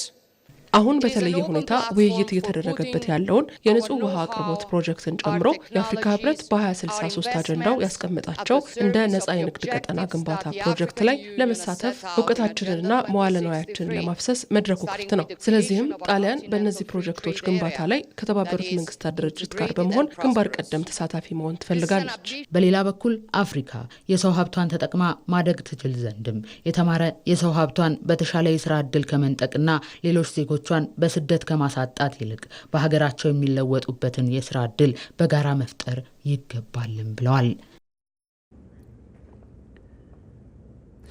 የአፍሪካ ህብረት የወቅቱ ሊቀመንበር የነበሩት የአንጎላው ፕሬዝዳንት ዣኦ ሎሬንዞ ለአዲሱ የአፍሪካ ህብረት ሊቀመንበር ብሩንዲው ፕሬዝዳንት ኤቫሪስት ንዳይሺሚዬ ሊቀመንበርነታቸው አስረከቡ። አዲሱ ተመራጭ ሊቀመንበር ባደረጉት ንግግር በአዲስ አበባ ለተደረገው ሞቅ ያለ አቀባበል ምስጋናቸውን አቅርበው ኢትዮጵያም የአፍሪካውያን የጋራ መሰብሰቢያ መዲና መሆኗን በድጋሚ በተግባር አረጋግጣለች ብለዋል። ብሩንዲ የህብረቱ ሊቀመንበርነት ቦታውን መረከቧ ትልቅ ኃላፊነት ነው ያሉ ሲሆን አፍሪካ በቀጣይ ለመድረስ ያሰበችው እንዲሳካ ጥረታቸውን እንደሚቀጥሉ ተናግረዋል። Excellencies, ladies and gentlemen, without vision, people perish. ክቡራትና ክቡራን ዓላማ የሌለው ህዝብ ይጠፋል። እናም አሁን ላይ ወዴት እየሄድን እንዳለና ምን እንደምንፈልግ እንዲሁም ለዚህ ስኬት አስፈላጊው ስትራቴጂና ዓላማ ምን መሆን እንዳለበትም ጠንቀን እናውቃለን። ስለዚህ ሀገሬ ቡሩንዲ የተረከበችው ኃላፊነት የአፍሪካን ድምጽ በዓለም አቀፍ መድረኮች በማጉላት በኩል ትልቅ ኃላፊነት ነው። በተጨማሪም በዚሁ የዓለም መድረክ ሁሉን አካታችና ፍትሃዊ የሀብት ክፍፍል እንዲኖርም እንሰራለን፣ መስራትም ያስፈልጋል። የአፍሪካ ህብረት የአህጉሪቱን ሰላም ልማትና የፖለቲካ ትብብር ለማጠናከር ዋነኛ ምሰሶ ነው። ህብረቱ እነዚህን ጉዳዮች በብቃት ለማከናወን ደግሞ በተለያዩ ተቋማትና አካላት የተዋቀረ ነው። በአፍሪካ ህብረት ያሉ መዋቅሮችና ተግባሮቻቸውን በተመለከተ ሪፖርተራችን ስናይት ብርሃኔ ታስቃኝናለች። የአፍሪካውያን የጋራ ቤት የሆነው የአፍሪካ ህብረት የአህጉሪቱ የሰላም የልማትና የፖለቲካ ትብብር ዋነኛ ምሰሶ ነው። ህብረቱ የተመሰረተው በቀድሞ የአፍሪካ አንድነት ድርጅት መሰረት ላይ ነው። የአፍሪካ ህብረት ስራውን በብቃት ለማከናወን በተለያዩ ተቋማትና አካላት የተዋቀረ ነው። የህብረቱን አወቃቀርና ዋና ዋና አካላት የትኞቹ ናቸው? ቀጥለን እንመለከተዋለን። የአፍሪካ ህብረት አወቃቀር በየደረጃው ያሉ ውሳኔዎችን፣ አፈጻጸሞችንና የቁጥጥር ስራዎችን በግልጽ ለመለየት ታስቦ የተዘጋጀ ነው። ከአፍሪካ ህብረት ዋና ዋና መዋቅራዊ አካላት አንዱ ደግሞ የሀገራትና የመንግስታት መሪዎች ጉባኤ ዘ አሴምብሊ ነው። ይህ አካል የህብረቱ ከፍተኛ የውሳኔ ሰጪ አካል ነው። የሁሉም አባል ሀገራት ፕሬዝዳንቶች ወይም ደግሞ ጠቅላይ ሚኒስትሮችም አባል የሆኑበት ነው። ተግባሩን ስንመለከት ዋና ዋና ፖሊሲዎችን ይወስናል፣ የህብረቱን በጀት ያጸድቃል፣ እንዲሁም የኮሚሽኑን ሊቀመንበር ይመርጣል። በመዋቅሩ አናት ላይ የሚገኘው የመንግስታትና የሀገራት መሪዎች ጉባኤ የህብረቱ ከፍተኛ ውሳኔ ሰጪ አካል ነው። ይህ ጉባኤ በየዓመቱ በአዲስ አበባ በሚካሄደው መደበኛ ስብሰባ የአህጉሪቱን የወደፊት አቅጣጫ የሚወስኑ ፖሊሲዎችን ያጸድቃል፣ አዳዲስ አባላትን ይቀበላል፣ እንዲሁም በትልልቅ የሰላምና የደህንነት ጉዳዮች ላይ የመጨረሻ ውሳኔን ይሰጣል። ሌላኛው የአፍሪካ ህብረት መዋቅር አካል የሆነው የስራ አስፈጻሚ ምክር ቤት ነው። አባላቱም የአባል ሀገራቱ የውጭ ጉዳይ ሚኒስትሮች ናቸው። ለጉባኤው የሚቀርቡ አጀንዳዎችን ማዘጋጀትና በጉባኤው የሚሳተፉ ውሳኔዎችን አፈጻጸም መከታተል ደግሞ ዋነኛ ተግባራቶቹ ናቸው። የአፍሪካ ህብረት ኮሚሽን ይህ የህብረቱ የዕለት ተዕለት ስራዎች የሚከወንበት ሴክሬታሪያት አካልም ነው። አወቃቀሩን ስንመለከት አንድ ሊቀመንበር፣ አንድ ምክትል ሊቀመንበርና 6 ኮሚሽነሮችም አሉት። የህብረቱ በጀትን ከማስተዳደር ባለፈ አፍሪካ በተለያዩ ዓለም አቀፍ መድረኮች በመወከል የአህጉሪቱን ድምጽም ያሰማል። የኮሚሽኑ ተግባርም የህብረቱን ውሳኔዎች ያስፈጽማል፣ ፕሮግራሞችን ይነድፋል፣ እንዲሁም ደግሞ የህብረቱን አስተዳደራዊ ስራዎችን ይመራል። ዋና መስሪያ ቤቱም በአዲስ አበባ ይገኛል። የአፍሪካ ህብረት ሌላኛው መዋቅራዊ አካል የቋሚ ተወካዮች ኮሚቴ ሲሆን በአዲስ አበባ የሚገኝ የአባል ሀገራት አምባሳደሮችን በአባልነት ይዟል። ተግባሩን ስንመለከት ለስራ አስፈጻሚው ምክር ቤት የቴክኒክ ድጋፍን በመስጠት የህብረቱን በጀትና እቅድ በቅርበት መከታተል ናቸው። የአፍሪካ ህብረት የሰላምና ጸጥታ ምክር ቤትም በአህጉሪቱ ግጭቶችን መከላከል፣ ማስተዳደርና መፍታት ተግባሩ ነው። ይህ አካል ፈጣን ምላሽ የመስጠት ስልጣንም አለው። 15 አባል ሀገራትን የያዘው ይህ ምክር ቤት ግጭቶች ከመከሰታቸው በፊት የመከላከል፣ ከተከሰቱ ደግሞ ሰላም አስከባሪ ኃይሎችን የማሰማራትና የማረጋጋት ኃላፊነትን ተሰጥቶታል። የፓን አፍሪካኒዝም ፓርላማ የተቋቋመው ዓላማ ደግሞ የአፍሪካ ህዝቦች በህብረቱ ውሳኔ ላይ ተሳትፎ እንዲኖራቸው ማድረግ ነው። መቀመጫውም በደቡብ አፍሪካ ሜድራንድ ነው። በአጠቃላይ የአፍሪካ ህብረት መዋቅር ከጊዜ ወደ ጊዜ እየዘመነ የመጣ ሲሆን ኢትዮጵያም ይህንን ታሪካዊ ተቋም በማስተናገድ ረገድ ያላትን ዲፕሎማሲያዊ ክብር ጠብቃ ቀጥላለች። ህብረቱ ዛሬም የአፍሪካውያንን አንድነት በማጠናከር የኢኮኖሚ ትስስርን በማስፋትና ለአፍሪካዊ ችግሮች አፍሪካዊ መፍትሄን የሚለውን መርህ በማንገብ የሀገሪቱን ህዳሴ እያፈጠነ ይገኛል። አፍሪካ በውስጧ እጅግ ግዙፍ የማዕድን ክምችት አላት። ይሁንና ይህ ሀብት የዓለምን ኢኮኖሚ ሲደግፍ የቆየ ቢሆንም ለራሷን ብዛም አልተጠቀመችበትም። አፍሪካ ያላትን ሀብት በአግባቡ መጠቀም ለምን አልቻለችም? ሳምሶን በላይ ዝርዝሩን አዘጋጅቶታል።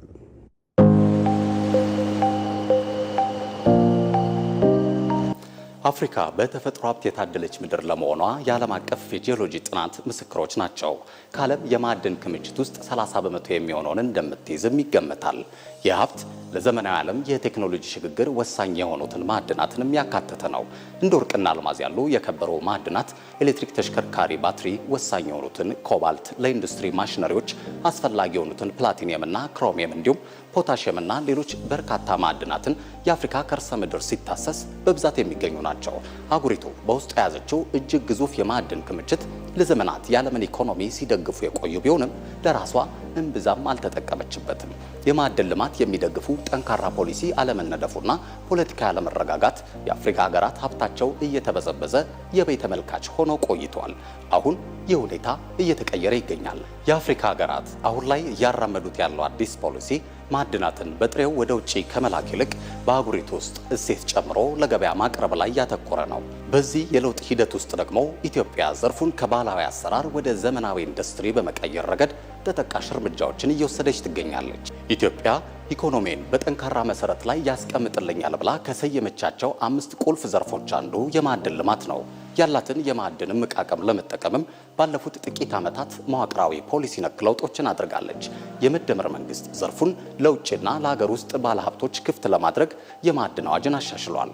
ይህ ግልጽነትን ለመፍጠር የፈቃድ አሰጣጥ ሂደትን ለማቀላጠፍና ለባለሀብቶች ማበረታቻዎችን ለመስጠት ታስቦ የተደረገ ነው። በተለይ የማዕድን ሚኒስቴር ለኢንቨስትመንት ምቹ የሆኑ አሰራሮችን በመዘርጋት ላይ ይገኛል። ለምሳሌ የሲሚንቶ የብረትና የድንጋይ ከሰል ምርቶችን በሀገር ውስጥ በመተካት የውጭ ምንዛሬን ለማዳን እየተሰራ ያለው ስራ ውጤት ማሳየትም ጀምሯል። ኢትዮጵያ እስከ 2030 ድረስ የማዕድን ዘርፉ ለሀገር ውስጥ አጠቃላይ ምርት ወይንም ጂዲፒ የሚያበረክተው ድርሻ ወደ 10 በመቶ ለማሳደግ አልማለች። በአጠቃላይ አፍሪካ ያላትን የተፈጥሮ ጸጋ በአግባቡ ከተጠቀመችና እንደ ኢትዮጵያ ያሉ ሀገራት የጀመሩትን ሪፎርም አጠናክረው ከቀጠሉ ማዕድናት ለድህነት ቅነሳ ዋነኛ ሞተር ሆኖ እንደሚያገለግልም ይገለጻል።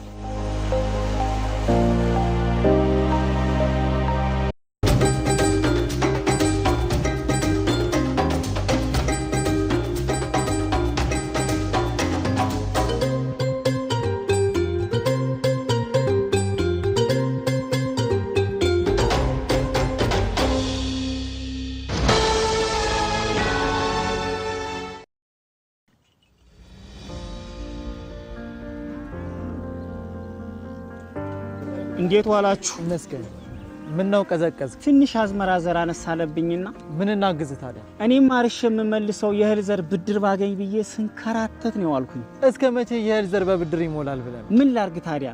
ምን መላ ይገኛል? መላውንማ ልንገርህ። እኔው ራሴ ማዳበሪያን ሰው ይመላስ አፈላልግ የኢትዮጵያ ንግድ ባንክ ለአርሶ አደሩም ለአርብቶ አደሩም እፎይታ የሚሰጥ ብድር ማዘጋጀቱን አልሰማም መሰል? ይኸውልህ ለሰብል ምርት ብትል፣ ለመጋዘን፣ ለግብርና መሳሪያ፣ ለማዳበሪያ፣ ለወተት ተዋጽኦ ብትል፣ ለእንስሳት እርባታ የሚሆን አመቺ ብድር አመቻችቷል። ግን እንደው ለኔ የሚያበድሩኝ ይመስላል? አዎ ስልህ ለብቻም ሆነ ከሌሎች አርሶ አደሮች ጋር ቢሆን አንድ ላይ ሆናችሁ መበደር ትችላላችሁ። ታዲያ ምን ማድረግ ነው የሚጠበቅብኝ? እዚህ አቅራቢያ የሚገኝ የኢትዮጵያ ንግድ ባንክ ቅርንጫፍ ጎራ ብለህ ባለሙያ አማክረህ ከ25% ጀምሮ ቆጥበህ የአሻን የግብርና ብድር መበደርና ልማትን ማቀላጠፍ ነው።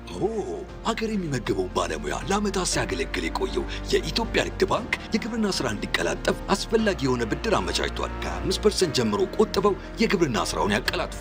የኢትዮጵያ ንግድ ባንክ ሁሌም የሚተማመኑበት ባንክ። ከኢትዮጵያ ቴሌቪዥን በቀጥታ የሚተላለፍላችሁ የሰዓቱ ዜናችን እንደቀጠለ ነው። በጣሊያንና አፍሪካ ሀገራት መካከል ያለውን ጠንካራ አጋርነት የሚያሳየው ሁለተኛው የጣሊያን አፍሪካ ጉባኤ በአዲስ አበባ ተካሂዷል። በዚህ ጉባኤ ላይ ንግግር ያደረጉት ጠቅላይ ሚኒስትር አብይ አህመድ ኢትዮጵያ አፍሪካን ከተቀረው ዓለም ጋር ለማስተሳሰር የምትሰራቸው ስራዎች እያደጉ መምጣታቸውን ተናግረዋል። ኢትዮጵያ ይህንን ጉባኤ ስታዘጋጅ አጋር ከሆኑ አካላት ጋር በቁርጠኝነት ትሰራለች ያሉት ደግሞ ጠቅላይ ሚኒስትር አብይ አህመድ ኢትዮጵያ ለማቴ ቅድሚያ የምትሰጥ መሆኑን ገልጸዋል። ከዚሁ ጋር በተያያዘ የጣሊያን ጠቅላይ ሚኒስትር ጆርጂያ ሜሎኒ ጣሊያን የአፍሪካ እድገት መሰረት በሆኑ ስትራቴጂያዊ ጉዳዮች ላይ በትብብር ትሰራለች ብለዋል።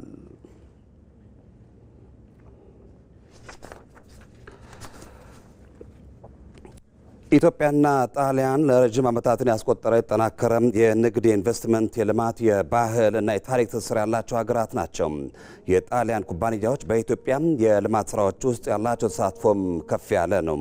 ለዚህም በኢትዮጵያ የኃይል ማመንጫ ግድቦች ግንባታ ላይ የጣሊያን ኮንስትራክሽን ኩባንያ ሳሊኒ ያለው ከፍተኛ ድርሻ አንዱ ማሳያ ነው።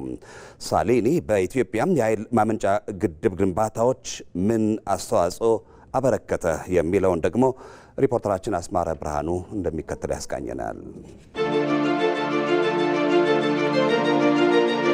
የኢትዮጵያና የጣሊያን የታሪክ ትስስር ሲነሳ ብዙ ጊዜ ቀድሞ ወደ አእምሮ የሚመጣው የአድዋ ጦርነትና ድል ቢሆንም ሁለቱ ሀገራት ከዚያ ያለፈና ለዘመናት የዘለቀ የንግድ፣ የኢንቨስትመንትና የልማት አጋርነት አላቸው። በተለይም የጣሊያኑ ግዙፉ የኮንስትራክሽን ኩባንያ ሳሊኒ የአሁኑ ዊቢውል በኢትዮጵያ የኃይል ማመንጫ ግንባታ ታሪክ ውስጥ የማይፋቅ አሻራውን አሳርፏል።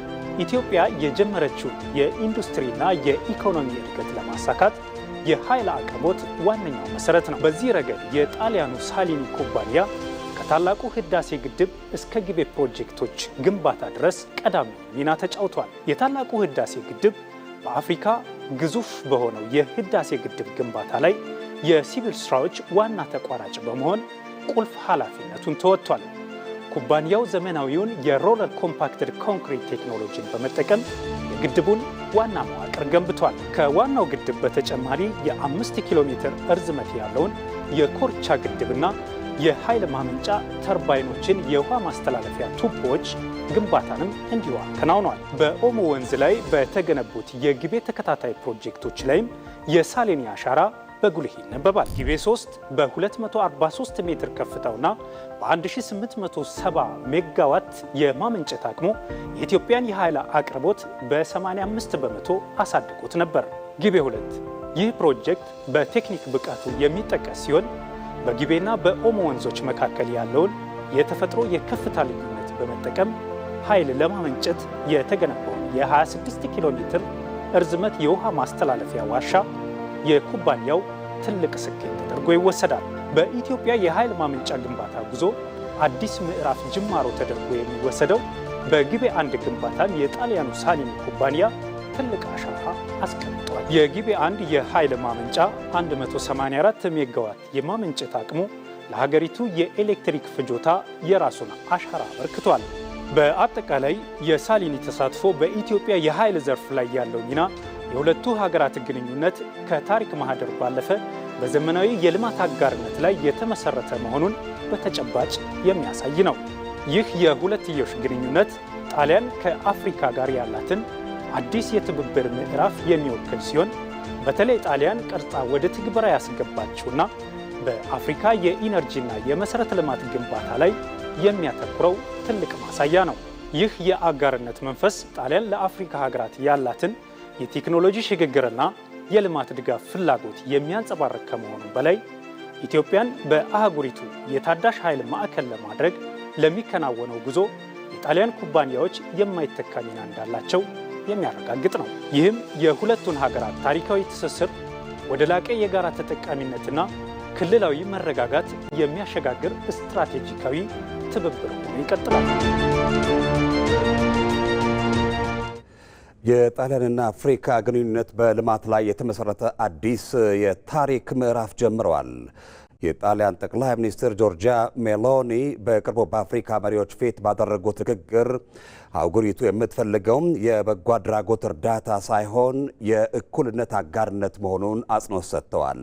ሁለተኛው የጣሊያን አፍሪካ ጉባኤ በአዲስ አበባ መካሄዱ ኢትዮጵያ አፍሪካን ከተቀረው ዓለም ጋር ለማስተሳሰር ያላትን አቅም የሚያሳይ ነው። ወንድማገኝ ያሉ ዝርዝር አለው። የጣሊያን አፍሪካ ግንኙነት ረጅም ታሪክ ያለው አሁን ላይ ደግሞ ወደ አዲስ የታሪክ ምዕራፍ እየተሸጋገረ ያለ ግንኙነት ነው። ጣሊያን በአፍሪካ ምድር የነበራት የቅኝ ግዛት ታሪክ እንደ ኢትዮጵያና ሊቢያ ባሉ ሀገራት ልብ ውስጥ ጥቁር ጥላ ጥሎ ማለፉ አይዘነጋም።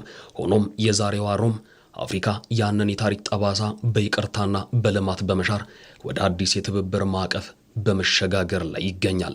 የወቅቱ የጣሊያን ጠቅላይ ሚኒስትር ጆርጂያ ሜሎኒ በቅርቡ በአፍሪካ መሪዎች ፊት ቆመው ሲናገሩም አፍሪካ የበጎ አድራጎት እርዳታ ሳይሆን የእኩልነት አጋርነት ትሻለች ማለታቸው የዲፕሎማሲውን አቅጣጫ ቀያሪ ክስተት ሆኗል። በተለይ በአፍሪካ ከጊዜ ወደ ጊዜ ስጋት እየሆነ የመጣው የምግብ ዋስትና ችግር አህጉሪቷን እየፈተናት መሆኑን አንስተዋል። Global food insecurity still affects around 10% of the world's population. And this percentage is largely concentrated here in Africa. በዓለም አቀፍ የምግብ ዋስትና በተለይ ባለፉት ዓመታት የዓለም ረሃብ ቢቀንስም አሁንም 10% የሚሆነው የዓለም ሕዝብ በምግብ ችግር ይሰቃያል። በተለይም በአፍሪካ ከ5 ሰዎች አንዱ ለረሃብ መጋለጡ የችግሩን ስፋት ያሳያል። ለዚህም በዋናነት የዓለም አቀፍ ቀውሶች ተጽዕኖ እንደ ኮቪድ-19 ወረርሽኝና የሩሲያ ዩክሬን ጦርነት ያሉ የቅርብ ጊዜ ፈተናዎች የንግድ ልውውጥን በማስተጓጎል የኃይል ገበያውን በማናጋትና የዋጋ ግሽበትን በማባባስ ለምግብ ዋስትና ችግር ምክንያት ሆኗል። ጣሊያን ከአፍሪካ ጋር ያላትን ግንኙነት በአዲስ መልክ ለመቅረጽ የነደፈችው የማቴይ እቅድ የምግብ ዋስትና ችግርን ለመቀነስ አይነተኛ ሚና ይኖረዋል። Poverty worsens, conflicts intensify. በምግብ ዋስትና ማጣት የሚከሰት ድህነት ለግጭትና ለስደት መንስኤ ይሆናል። የምግብ ዋስትና ጉዳይ ማህበራዊ ብቻ ሳይሆን ፖለቲካዊና ኢኮኖሚያዊ ጉዳይ ነው። የምግብ እጥረት የሀገራትን መረጋጋት በእጅጉ ይፈትናል። ይህን ችግር ለመቅረፍም ጣሊያን ለአፍሪካ ማቴ ፕላን የተሰኘ አዲስ ፕሮግራም ይፋ አድርጋለች። ይህም ለጣሊያንና ለአፍሪካ ግንኙነት አዲስ ምዕራፍን የሚከፍት ይሆናል። የጣሊያን አፍሪካ ጉባኤ የሁለቱን ወገኖች ግንኙነት በማጉላት ይበልጥ ወደ አዲስ የታሪክ ምዕራፍ ይቀይራል። የአፍሪካ ህብረት ባለፉት ጥቂት ዓመታት ውስጥ አዲስ የፖሊሲ አቅጣጫ በመያዝ ጣሊያን ወደ አፍሪካ የተሰባችበት ሁኔታ ተፈጥሯል። ይህ የሚያሳየው የአህጉሩን ተፈላጊነት መጨመር፣ በተለይ ጠቅላይ ሚኒስትር ጆርጂያ ሜሎኒ ከመጣች በኋላ የራሳቸውን የአፍሪካ ስትራቴጂ ቀርጸው እዚህ ያለውን ፖቴንሻል አቅም ለመጠቀም ለመስራት ቁርጠኝነት አሳይተዋል። የዚህ የካቲት 13 እንደ አውሮፓውያን አቆጣጠር 2026 የጣሊያን የአፍሪካ የትብብር መድረክ ከአፍሪካ ህብረት ስብሰባ ጋር ነው የሚካሄድ ነው። ያን ታሳቢ አድርጎ የመጣ ነው። ቀድማ ኦልሬዲ ጣሊያን ማቴይ ፕላን በሚባል የጀመረችው ነገር አለ። የዛ ማዕቀፍ ነው። መልካም ነገሮች ይዞ ይመጣል። በሌላ በኩል በአፍሪካ ወጣቶች ላይ ያተኮረ የሙያ ስልጠናና የቴክኖሎጂ ሽግግር እንዲሁም የምግብ ዋስትናን ለማረጋገጥ ዘመናዊ የግብርና ስርዓት መዘርጋት፣ የጤና ስርዓቶችን ማጠናከርና የበሽታ መከላከል አቅምን ማሳደግ ላይ በትኩረት እየሰራችበት ትገኛለች። ይህም ሀገሪቱ ከእርዳታ ይልቅ የጋራ ተጠቃሚነት ላይ በማተኮርና የረጅም ጊዜ ኢኮኖሚያዊ ትስስርን እውን ለማድረግ ነው። ከእርዳታ ይልቅ ወደ ኢንቨስትመንት ለሁለቱም አካላት ለአፍሪካ እንደ አህጉር ጣሊያንም እንደ ሀገር የራሱ እድል ይዞ ይመጣልና ከኤድ ይልቅ ከእርዳታ ይልቅ ወደ ኢንቨስትመንት ማማተር እንደሚገባቸው የተገነዘቡ ይመስለኛል። ይሄ እንዳልኩ ደግሞ አሁን ያለው የፉክክር የዓለም አቀፍ ስርዓት የግድ ይላል እንደዚህ አይነት የፖሊሲ አማራጮችን እንድትፈትሽ ያደርጋል። ዛሬ ጣሊያንና አፍሪካ በባህር ብቻ ሳይሆን በጋራ ተጠቃሚነት ተሳስረዋል። የጣሊያን ጠንካራ ዲፕሎማሲ በባህል በምግብና በትምህርት በኩል ወደ አፍሪካ መንደሮች እየሰረገ ነው። ከሮም እስከ አዲስ አበባ፣ ከትሪፖሊ እስከ ናይሮቢ የተዘረጋው ይህ የዲፕሎማሲ ክር በ21ኛው ክፍለ ዘመን የዓለም ፖለቲካ ውስጥ ወሳኝ ሚና እንደሚኖረው ይጠበቃል። የጣሊያን አፍሪካ ጉባኤ ስትራቴጂያዊውን ግንኙነት ወደ አጋርነት ለማሳደግ አቅጣጫ ይዞ በስኬት መጠናቀቁን የመንግስት ኮሚዩኒኬሽን ሚኒስትር ዴኤታ ተስፋውን ጎበዛይ ገለጹም። ሚኒስትር ዴኤታው ጉባኤውን አስመልክቶ እንደዚሁም ዛሬ በተጀመረው 39ኛው የአፍሪካ ህብረት የመሪዎች ጉባኤ አጠቃላይ ሂደትን በተመለከተ መግለጫ ሰጥተዋል። በመግለጫቸውም በአፍሪካ ለመጀመሪያ ጊዜ በኢትዮጵያ የተካሄደው የጣሊያን አፍሪካ ፎረም ስኬታማ ሆኖ መጠናቀቁን ገልጸዋል። የጣሊያን አፍሪካ ጉባኤ በስኬት ተጠናቋል። ይህም ጉባኤ ላይ እንግዲህ ከዚህ በፊትም በተደጋጋሚ እንደተባለው በአፍሪካ ሲካሄድ የመጀመሪያው ጉባኤ ነው። በአፍሪካ ደግሞ የመጀመሪያው ጉባኤ የተካሄደው በአዲስ አበባ ነው። ይህም የአዲስ አበባን የዲፕሎማሲ ማዕከልነት ቀጣይ ማሳያ ነው። የአፍሪካ ጣሊያን ጉባኤ ዋና ዓላማ በአፍሪካና በጣሊያን መካከል ያሉ ግንኙነቶችን ስትራቴጂያዊ በሆነ መልኩ ወደ አጋርነት ለማሳደግ የሚያስችሉ ዋና ዋና አቅጣጫዎች የተቀመጡበት ነው። የጣሊያን ጠቅላይ ሚኒስትር ጆርጂያ ሜሎኒ እንደገለጹት ፓርትነርሺፕ በዋነኝነት ሁለት እኩል አካላት ሁለት አስተዋጽኦ ያላቸው አካላት በጋራ የሚቆሙበት ነው።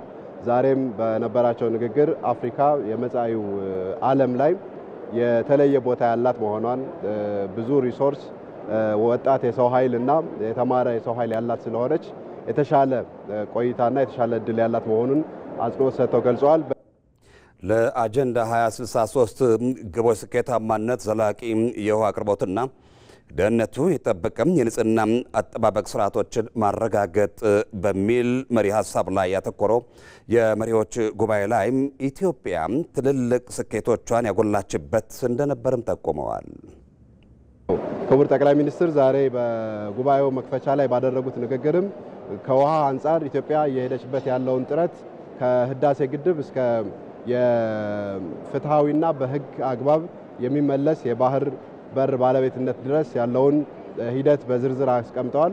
ከዚህም በተጨማሪ በአምስቱ ዋና ዋና የኢኮኖሚ መስኮች ላይ የተገኙ ውጤቶችን በዝርዝር አቅርበዋል። በግብርና በተለይ በስንዴ ራስን መቻል የተሰሩ ስራዎችና የተገኙ ውጤቶች በዝርዝር የቀረቡ ሲሆን ከዚህም በተጨማሪ በተለይ በዲጂታል ኢኮኖሚ በፋይዳና በመሶብ የአንድ ማዕከል አገልግሎት የተሰሩ ስራዎችና የተገኙ ውጤቶች ለሌሎችም የአፍሪካ ሀገራት ተምሳሌት መሆናቸው ተገልጿል። የኢትዮጵያ አየር መንገድ እስካሁን ያለውን ሞዴልነት ወይም አራያነት ያለው ስራና በቀጣይም እየታቀደ ያለውን አዲሱን የአየር ማረፊያ በሚመለከት ንግግር በሚያቀርቡበት ጊዜ ታዳሚያን በሙሉ በከፍተኛ ሞራል እንዳጀቧቸው አይተናል ማለት ነው። ይህም የሚያሳየው ኢትዮጵያ በሁሉም ዘርፎች እየሰራቻቸው ያሉ ስራዎችን ለመሸጥና ለማስተዋወቅ ይሄ መድረክ ያለውን ትልቅ ፋይዳ ነው ማለት ነው።